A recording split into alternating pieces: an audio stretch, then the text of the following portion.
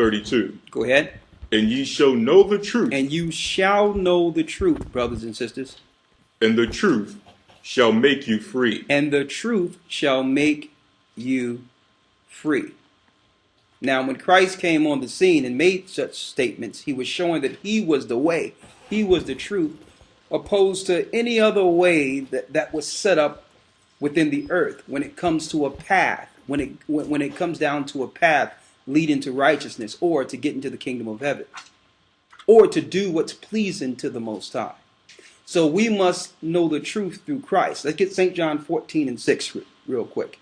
Yeshua saith unto him, Go ahead. I am the way. Christ says he's the way, the truth, and the life. And the life. No man cometh to the Father but by me. No man can come to the Father but through Christ. But of course, we know in this earth there's a great deception. Christ is being used to uphold paganism / another word for paganism, Satanism. Christ's name is being used in vain. It's being used as a pretext to get those who would normally follow righteousness, who would normally do the right thing if it was presented before them. So Satan himself comes as an angel of light and have deceived many, mainly those that are upholding what we call Easter and Easter Sunday. Now, I'm going to come straight out and make a statement, and then it's going to be proven. Easter is satanic. Now, let's make this clear. When I say satanic, what I mean is going to worship on Easter would be the equivalent of going to the church of Satan and worshiping in the church of Satan. It would be the equivalent. Now, I know that's harsh, and some people may get highly offended.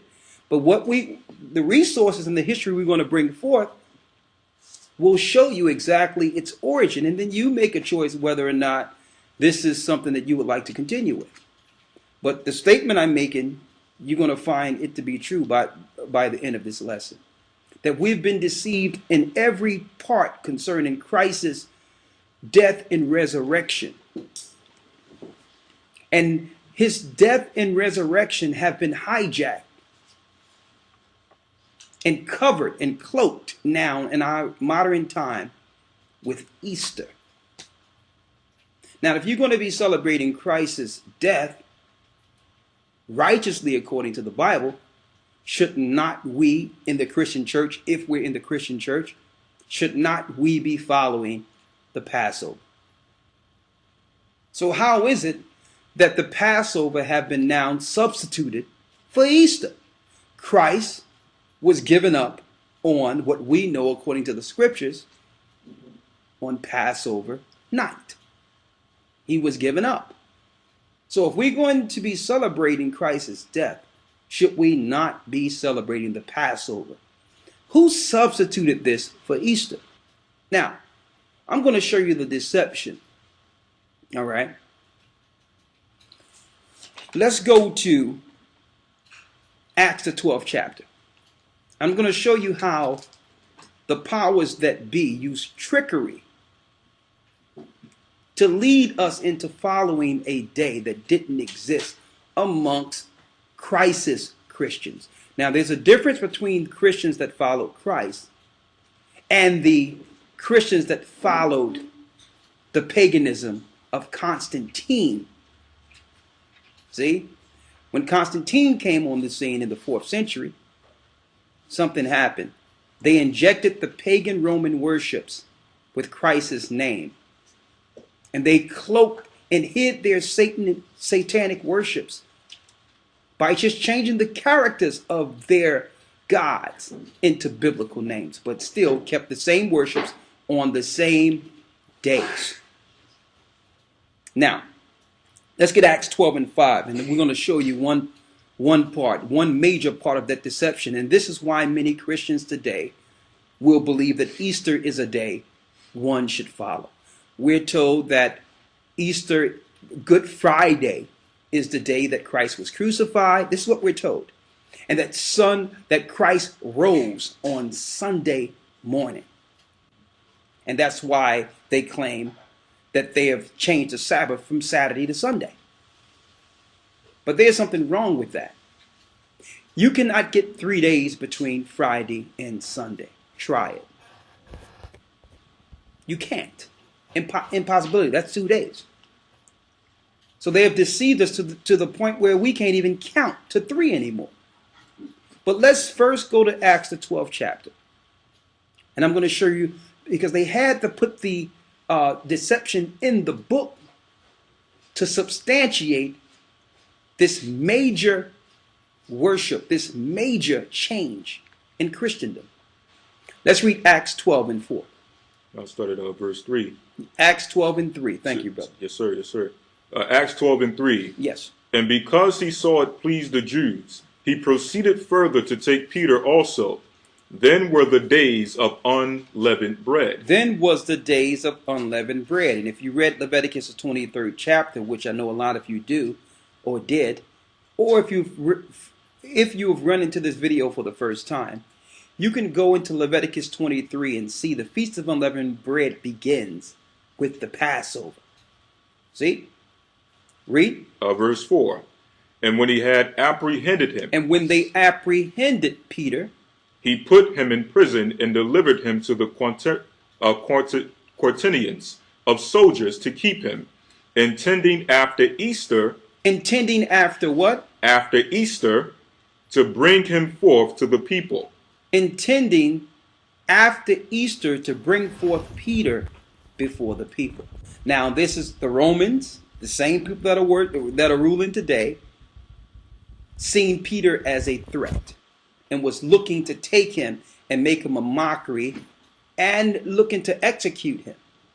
You understand? And make a total mockery of him in public.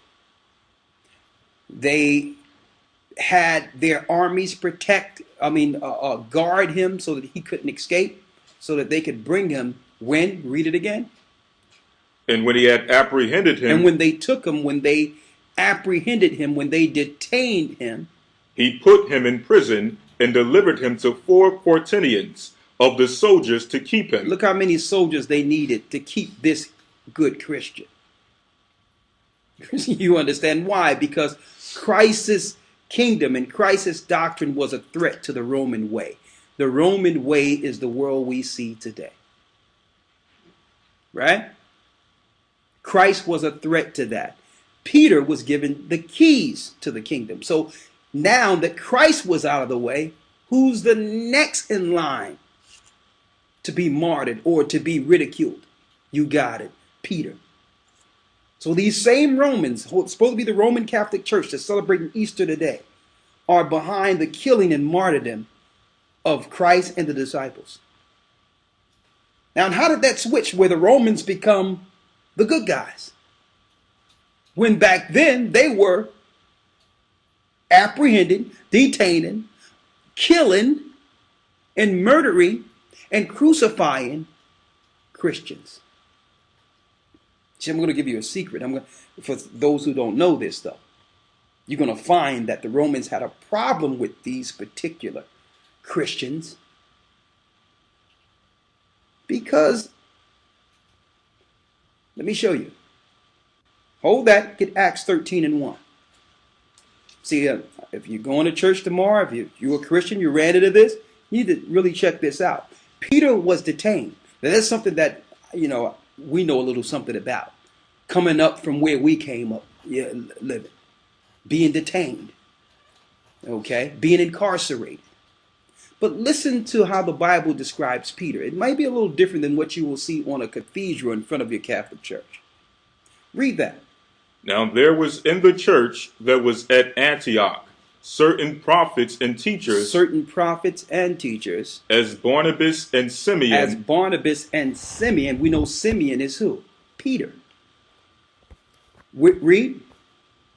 As Barnabas and Simeon, that was called Niger. That was called what? That was called Niger. That was called black.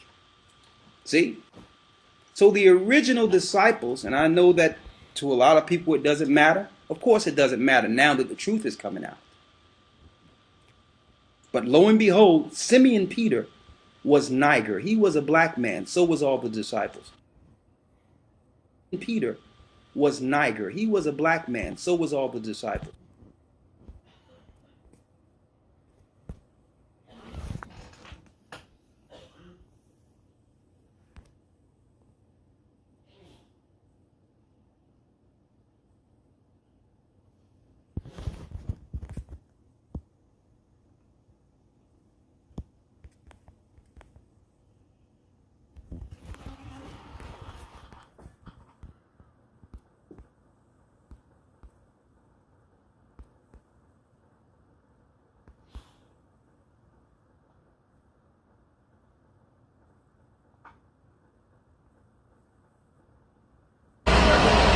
That's what he is. He will tell you what's coming out of this Bible, even if you have 5 parishioners. Even if there's only 10 people in this church. Because if you tell the truth, many will not come.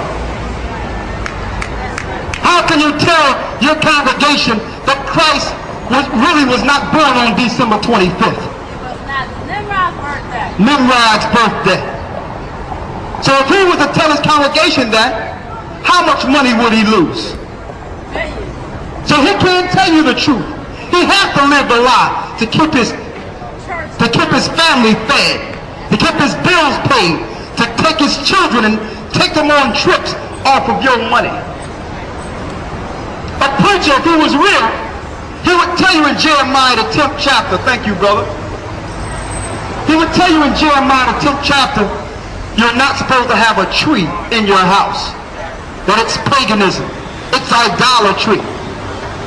But the truth does not pay. Somebody pass me that paperwork I had real quick. That we are in the truth.